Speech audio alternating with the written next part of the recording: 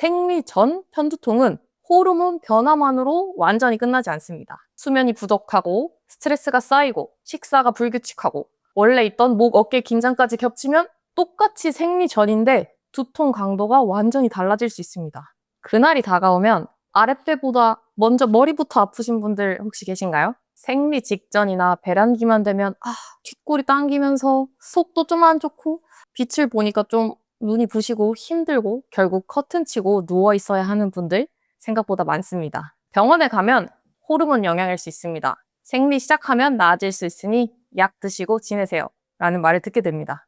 맞습니다. 실제로 생리 직전에는 호르몬 변화가 엄청 큽니다. 그런데 많은 분들은 이렇게 말씀하십니다. 원장님, 매달 아픈데 어떤 달은 좀 참을만 하고 덜 아프고 어떤 달은 너무너무 두통이 심해요.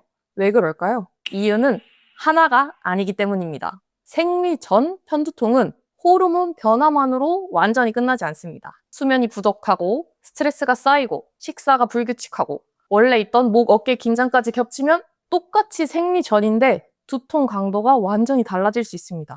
오늘은 생리 전 편두통이 왜 심해지는지, 그리고 어떤 생활 패턴이 우리의 두통을 키우는지, 편두통을 키우는지, 그리고 집에서 실제로 해볼 수 있는 관리법은 무엇인지 차근차근 알려드리겠습니다. 본격적으로 시작하기 전에 건강 정보를 꾸준히 받고 싶으시다면 지금 구독과 좋아요를 눌러주세요. 여러분의 클릭 한 번이 아프다고 참기만 하던 분들에게 도움이 되는 정보를 더 많이 만들 수 있는 힘이 됩니다.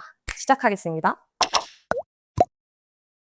큰 설명부터 가겠습니다. 생리 전 편두통은 단순히 기분 탓도 아니고 내가 예민해져서 그런 것도 아닙니다. 실제로 이 시기에는 몸의 통증 시스템이 더 예민해질 수 있습니다. 생리 직전에는 에스트로겐이 급격하게 떨어지고 생리 중에는 프로스타글란딘이라는 물질도 늘어납니다. 이 변화들은 원래 편두통이 있던 분들에게는 꽤 강한 자극이 될 수 있습니다. 그런데 여기서 끝이 아닙니다. 잠이 부족하고 스트레스를 오래오래 지속적으로 받아왔고 끼니를 몇 번씩 걸렀고 목, 어깨는 계속 굳어있는 상태에서는 몸이 이미 두통이 터지기 쉬운 조건을 갖추고 있게 됩니다. 즉, 호르몬 변화가 불실하면 수면 부족, 스트레스, 목, 어깨 긴장은 그 불씨를 훨씬 크게 키우는 마른 장작과 같은 역할을 한다는 겁니다. 왜 하필 생리 직전에 이렇게 두통이 심해질까요? 이 시기에는 몸 안의 호르몬 환경이 변하고 통증을 처리하는 신경대도 평소보다 더 예민해질 수 있습니다. 그래서 평소 같으면 그냥 지나갈 수 있는 자극도 이 시기에는 크고 심한 두통으로 느껴질 수 있습니다. 특히 원래 편두통이 있던 분들은 생리 직전에 통증의 민감도가 더 올라가고 속이 울렁거리고 빛과 소리의 예민함, 그리고 목의 뻣뻣함까지 같이 심해지는 경우가 많습니다. 여기에 목과 어깨가 늘 긴장되어 있는 분들은 머리 주변 불편감이 더 쉽게 올라옵니다. 그래서 생리 전 편두통을 볼 때는 단순히 호르몬 때문이야 라고 보기만 보다는 호르몬 변화 위에 여러 악화 요인이 겹쳐서 증상이 더 커지는 상태로 이해하는 게 현실적입니다. 생리 전 편두통은 참아야 하는 운명이 아니라 패턴을 알고 관리하면 충분히 줄여볼 수 있는 문제라는 겁니다. 그렇다면 생리 전 편두통을 어떻게 관리해야 할까요? 첫 번째는 생리 전 일주일 전 정도부터 몸의 긴장을 미리 낮춰주는 것입니다. 특히 오래 앉아있는 분, 목과 어깨가 잘 굳는 분, 허리와 골반이 늘 뻐근한 분들은 이 시기에 가벼운 스트레칭이 도움이 될 수 있습니다. 골반과 허리 주변을 푸는 스트레칭을 알려드리겠습니다. 먼저 바닥에 앉아서 발바닥을 마주 붙이는 나비 자세를 취해주세요. 허리를 무리하게 꺾지 마시고 길게 세운 상태에서 숨을 천천히 내쉬면서 골반과 허벅지 안쪽이 부드럽게 힘이 빠지는, 열리는, 이완되는 느낌으로 쭉 내려가 보세요. 중요한 건 깊이가 아니라 힘을 빼고 부드럽게 푸는 것입니다. 그 다음은 목입니다. 한 손으로 반대쪽 쇄골을 가볍게 잡고 고개를 대각선 뒤쪽으로 천천히 젖혀보세요.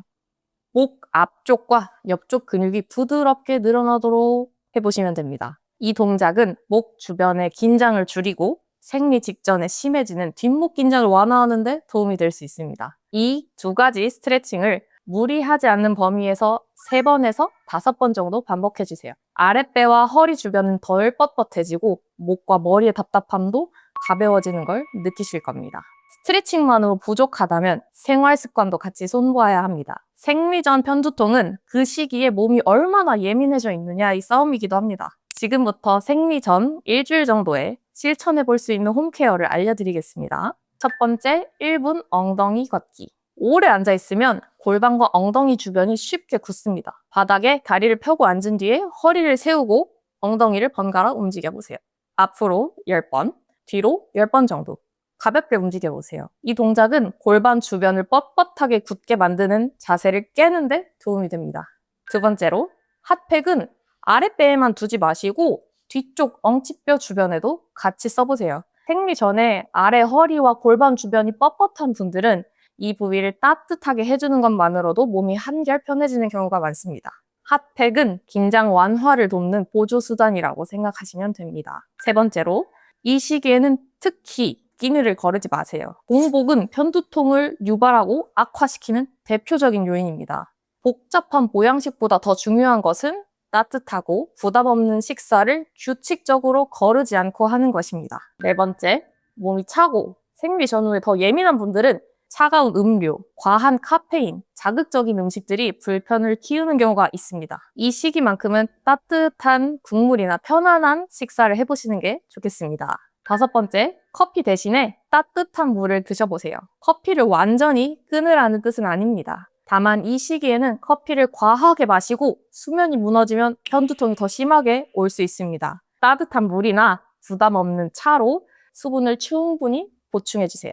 마지막, 절대로 잠을 줄이시면 안 됩니다. 생리 전 편두통이 심한 분들은 수면을 절대 가볍게 보시면 안 됩니다. 며칠만이라도 늦게 자는 습관을 줄이고 수면 시간을 확보해주세요. 같은 생리 전이라도 잠을 잘 잔 달과 못 잔 달의 두통 강도는 꽤 다를 수 있습니다. 정리하자면 이 시기의 핵심은 몸을 과하게 자극하지 않고 굳은 곳은 풀어주고 공복과 수면 부족을 피하고 통증이 올라오기 쉬운 조건을 줄여주는 것입니다. 하지만 수년 동안 생리 때마다 진통제로 버티고 목 어깨 긴장이 심하고 편두통 때문에 일상이 무너질 정도라면 혼자 관리하는데 한계가 있을 수 있습니다. 이럴 때는 단순히 생리 전이니까 원래 그래 나 원래 아파 하고 넘기지 마시고 두통 양상, 생리 주기와의 관계, 수면, 스트레스, 목 어깨의 긴장도, 약물 사용 패턴까지 전문가와 함께 점검해 보셔야겠습니다. 저희는 이런 경우 환자분의 상태에 따라서 목, 어깨의 긴장을 줄이는 치료, 생활습관 교정, 필요한 경우에 몸 전반의 민감도를 낮추는 한약 치료까지 함께 고려합니다. 중요한 건 무조건 막 한 가지 치료만 밀어붙이는 것이 아니라 왜 매달 이 시기에 심해지는지 그 패턴을 파악하고 맞는 방법을 찾는 것입니다. 생리 전 편두통을 그냥 참지 마십시오. 매달 반복된다면 이미 몸이 보내는 신호가 있다는 뜻입니다. 세상에 괜찮은 두통은 없습니다. 내가 편두통 환자인데 여자로 태어났으니 생리할 때마다 편두통이 심해지는 건 당연하고 약을 먹으면 된다, 약으로 버티면 된다고 버티시는 분들이 많습니다. 하지만 그 두통이 반복되고 일상생활이 무너질 정도라면 전문가의 진료를 받아보십시오.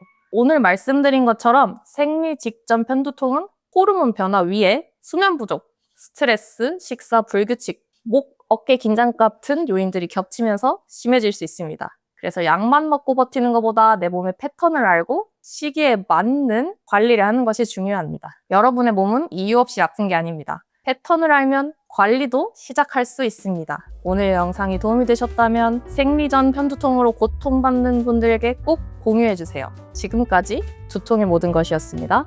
감사합니다.